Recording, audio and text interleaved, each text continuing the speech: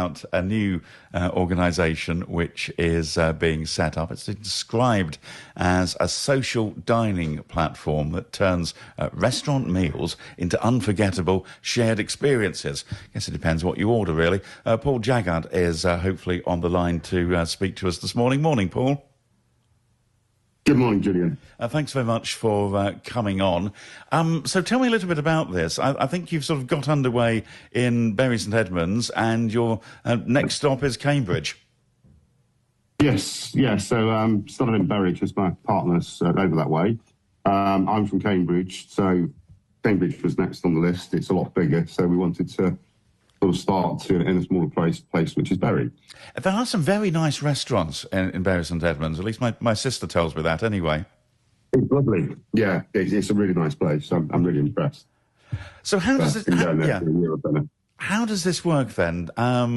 You've got, obviously, part of it is an opportunity, I guess, to see new restaurants. But also there's the side of it, really, where, well, you know, if you're single, you're on your own, you don't necessarily want to date, but you do want some company.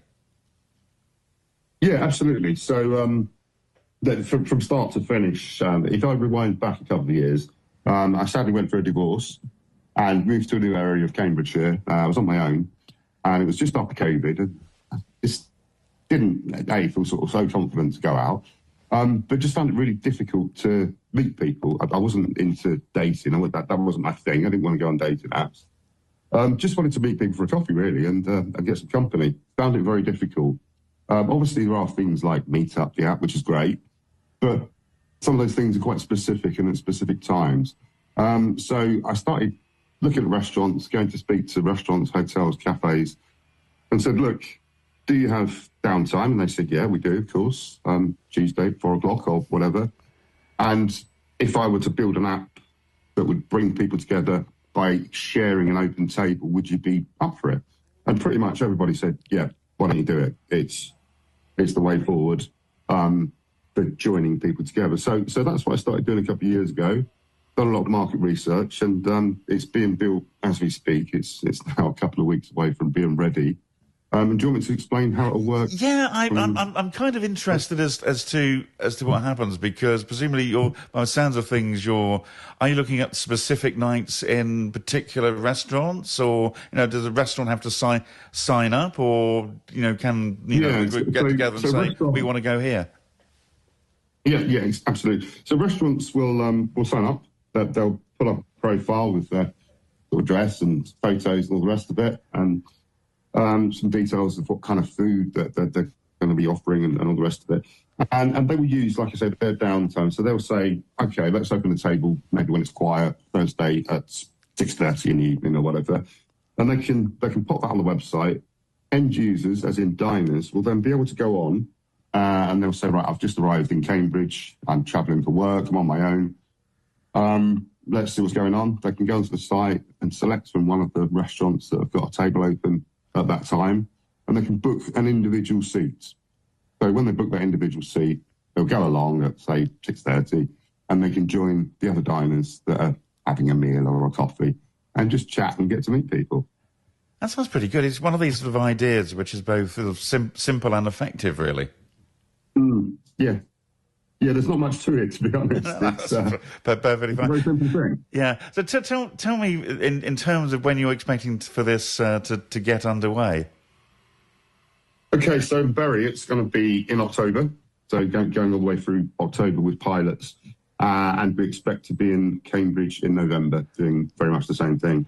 And at the moment, are you looking for restaurants? I'm sure you've been in touch with a few, but there may be a few more of them listening who think, well, hang on a moment, it's been a bit quiet on Wednesdays recently. We could offer a table then. Yeah, absolutely. I think that's the smart thing about the system. It uses their downtime and joins people together at the same time. So it's a positive for everybody as far as I see it, really. No, that sounds pretty good. What about in terms of your own restaurant tastes? What do you like in Cambridge? There are so many. There are so many good restaurants here.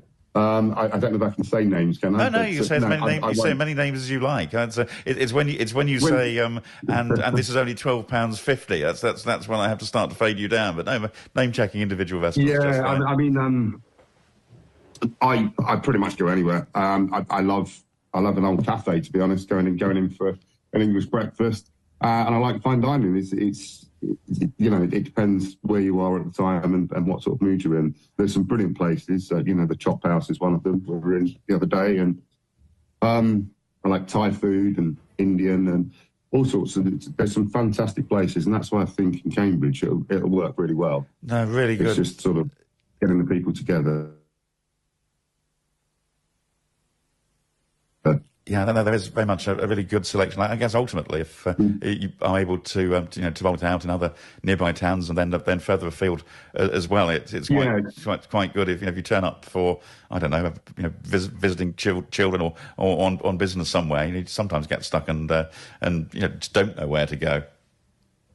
Yeah, I've been doing it sadly for 25 years, travelling up and down the country for work and staying in hotels sometimes 2 or 3 nights a week. And just sit there, and I don't really want to go into a restaurant on my own, so I'll just sit here and get some room service or whatever. And there are so many people travelling as we speak now up and down the country that will stay in a hotel tonight and sit there because they feel awkward, I think is the word. I have to say, Paul, I have complete admiration for anybody who, as a journalist, I go to various things, but I don't tend to travel around too much, but I do get in contact quite regularly with people who do, and they say, "Oh, I've been here the day, and then I'm going across here," and I'm just thinking to myself, "No, that's definitely not for me." So, admiration for them, and maybe through this, there's an opportunity, not just for salesmen, for lots of people to give them an opportunity to get out. Exactly. It started with my mother, actually. So after I went through my divorce, my mother sadly lost a partner. And they used to love going out. That was their thing. They'd go out for meals, at least 2 or 3 times a week. And since then, she doesn't really go out for meals. Unless there's a friend that's available at that time, doesn't really go out for meals because she feels awkward going to a restaurant on her own. And I think a lot of people are in that situation. There's a lot of older people, especially that are traditional, that it's a no-no to walk into a restaurant and be on your own for a meal. Yeah, no, absolutely. There's that group of people as well, people that have partners. Well, look, Paul, I hope it works out for you. Let us know when it's up and running, and we'll give it a quick mention for everybody. Much. But it's join the table. Can I just say, Julian? Yeah, go ahead. Sorry, I was just going to say, what we really need to make this successful is for people to go onto the website and pre-register. They can do that now. The more people that pre-register, the more chance it has of being successful in Cambridge. So it's obviously jointhetable.co.uk, which I think you were going to say anyway. I was going to say, but that's okay. Did it for me. Jointhetable.co.uk.